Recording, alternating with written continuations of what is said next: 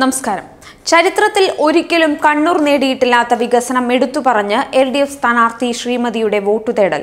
ജനങ്ങൾ എന്നെ ഏൽപ്പിച്ച വികസന ഉത്തരവാദിത്തം നിറവേറ്റാൻ തനിക്കു കഴിഞ്ഞതായി മഹിളാ അസോസിയേഷൻ ദേശീയ നേതാവ് കൂടിയായ PK ശ്രീമതി പറയുന്നു. തെരഞ്ഞെടുപ്പ് പ്രചാരണത്തിനിടെ മറുനാടന് അനുവദിച്ച പ്രത്യേക അഭിമുഖത്തിൽ സംസാരിക്കുകയായിരുന്നു അവർ.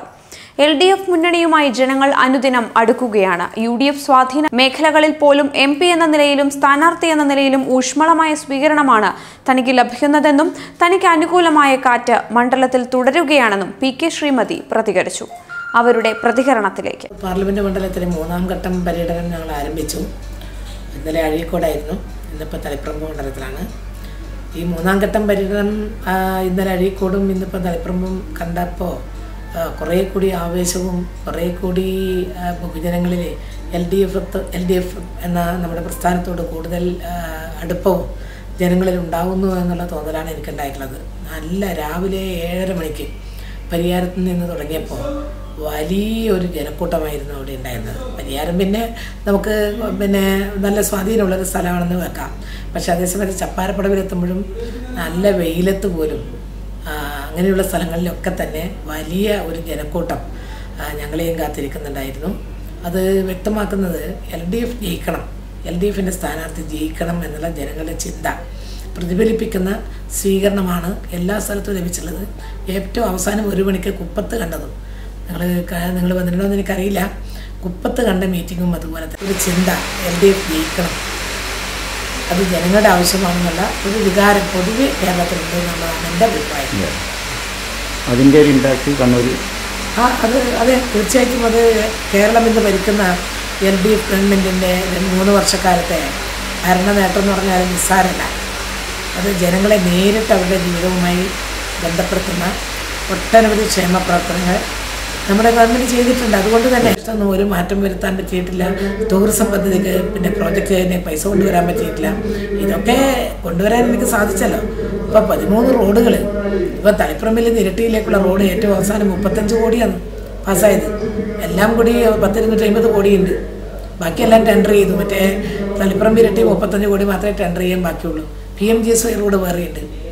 ഇതുകൂടാതെ കേരള ഗവൺമെൻറ്റിൽ നിന്ന് തന്നെ 2 കോടിയിൽ പരം ഫ്ലഡ് ഇനത്ത് ഞാൻ റോഡ് പ്രത്യേകം വാങ്ങിക്കൊണ്ടുവന്നിട്ടുണ്ട്.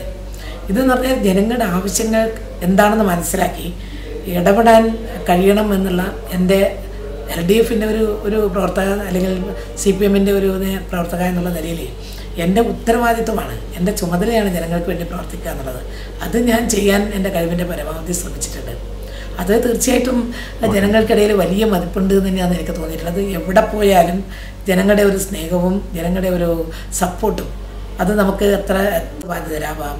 അതല്ലെങ്കിൽ മറ്റങ്ങനെ അപ്പോൾ മറ്റു തരത്തിലുള്ള ചട്ടങ്ങളൊന്നും ബാധകമല്ല. ഇപ്പോൾ MP ഫണ്ടൊക്കെ ആകുമ്പോൾ മണ്ഡലത്തിലേക്ക് കൊടുക്കാൻ പറ്റൂ.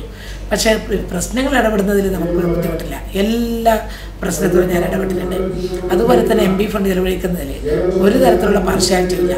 സ്കൂളുകളിൽ ഏത് സ്കൂളെന്ന് നോക്കാതെ എല്ലാ മാനേജ്മെൻറ്റിലും എല്ലാ ഹൈസ്കൂളുകളിലും ഹയർ സെക്കൻഡറി സ്കൂളിലും ഞാൻ എൻ്റെ കുട്ടികൾക്ക് സ്മാർട്ട് ക്ലാസ് റൂമിനുള്ള കമ്പ്യൂട്ടർ ഇതുപോലെ കൊടുത്തിട്ടുണ്ട്. അതുപോലെ ധാരാളം വലിയ വലിയ പദ്ധതികൾ കൊണ്ടുവന്നു എന്നുള്ളത് തന്നെ ജനങ്ങൾക്കറിയാം.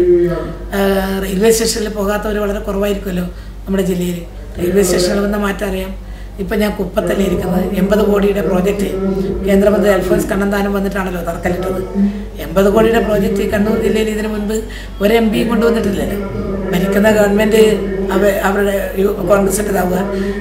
തീർച്ചയായിട്ടും നന്മ ചെയ്യുന്നവരെ തിരിച്ചറിയാൻ എന്തായാലും ഒരു നിഷ്പക്ഷതകളെ ചിന്തിക്കുന്നവർ തയ്യാറാവും. ഞാൻ കഴിഞ്ഞ 5 വർഷക്കാലവും നടത്തിയ മണ്ഡലത്തിലെ പ്രവർത്തനങ്ങൾ ഒരു കാര്യം ഞാൻ പറയാം. ഞാൻ ജയിച്ചു കഴിഞ്ഞതിന് ശേഷം ഒരു തരത്തിലും വ്യക്തിപരമായ ഒരു ആവശ്യവുമായി ഏതൊരു മനുഷ്യൻ ഏതൊരു ആൾ വന്നാലും അവരുടെ രാഷ്ട്രീയമോ ജാതിയോ മതമോ അല്ലെങ്കിൽ മറ്റേ ഏതെങ്കിലും എവിടെയാണെന്നോ ഒന്നും നോക്കാറില്ല. വരുന്നവരാരായാലും പലപ്പോഴും തലശ്ശേരിയിൽ നിന്ന് കൂത്തുപറമ്പിൽ നിന്ന് പോലും എൻ്റെ ഓഫീസിൽ നിന്ന് ആൾ വരാറുണ്ട്.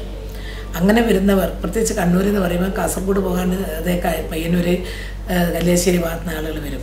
കണ്ണൂർ ജില്ലയിലെ ഏത് വ്യക്തി വന്നാലും ഇത് വ്യക്തിപരമായിട്ട് കാര്യങ്ങൾ പ്രശ്നമുണ്ട്.